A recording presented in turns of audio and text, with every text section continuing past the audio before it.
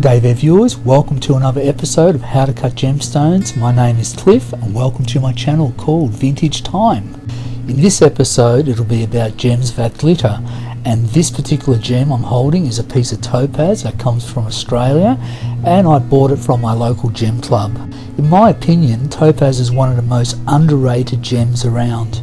It cuts a very fine gem, it has quite a high refractive index, which means that you can cut quite a glittery gem. From a jewellery point of view, a large piece of topaz is not cheap by any stretch of the imagination. From a gem cutter's point of view, I think it's one of the best gems to cut. So without further ado, let's get on to cutting topaz. So the first thing I'm going to do is just do a quick pre-form by flattening the top of the gem on a 240 grit disc. Now I need to have some sort of flat base to attach my dopstick to. If I don't do that, I'll have nothing for it to adhere to.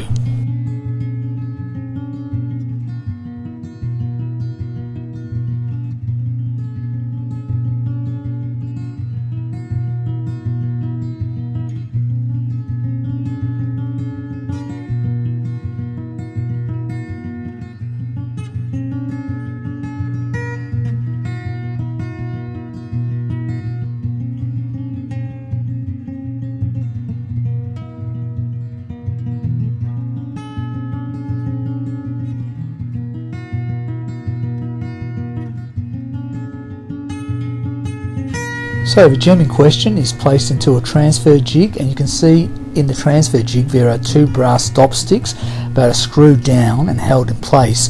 One dopstick is the one that is supporting the gem with some blue tack, and the upper dopstick is where the gem is glued to on its base using a two-part Devcon epoxy glue.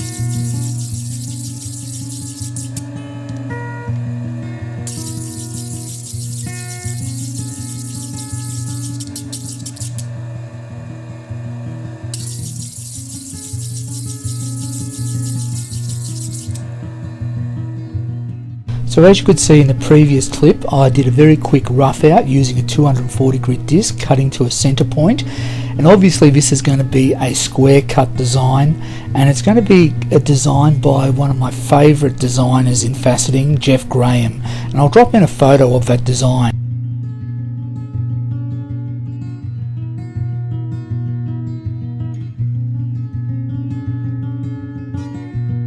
So I have to squeeze 141 facets into a gem that is only 9mm in diameter, and that's going to be a real challenge in itself. And what's going to be really difficult is just filming this video, because taking macro close-up shots of a small gem with tiny facets is very difficult. So previously I cut the facets with a 240 grit disc, then onto a 600 grit disc, and now I'm doing a pre-polish with a 3000 grit disc. Notice that I'm doing 5 swipes and then rotating to the next index and then cutting another 5 swipes, and I'll do that right through the full rotation of the index wheel.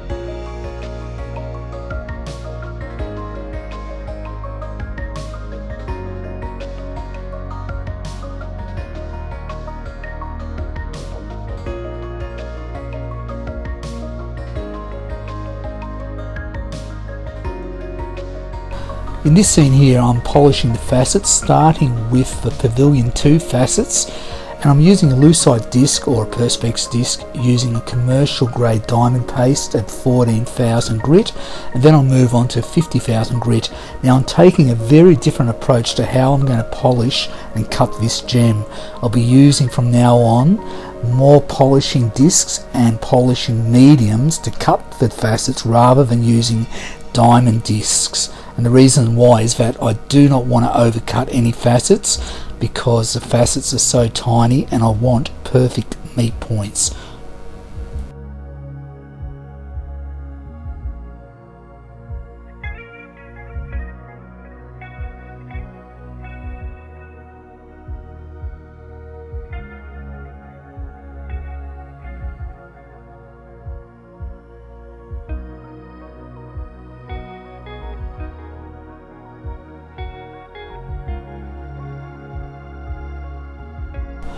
In this scene here you can see that I've polished all the Pavilion facets, Pavilion 1 plus Pavilion 2 facets plus the girdle facets, and as I start using this same method of using a commercial grade polish to cut the facets, moving on to 50,000 grade polish, filming this particular gem becomes a nightmare because more light starts to transfer through each section of Pavilion facets being cut.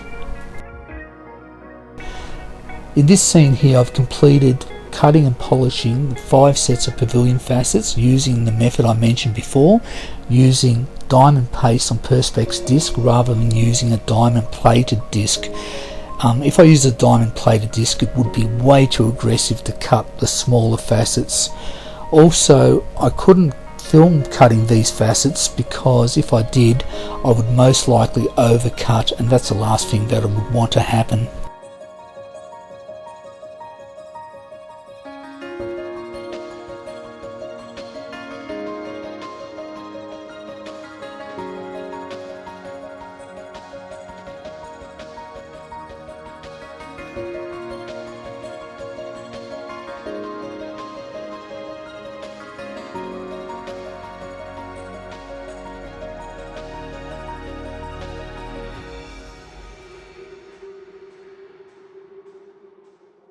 So I'm ready to cut the crown, and in many ways cutting the crown is very similar to cutting the pavilion.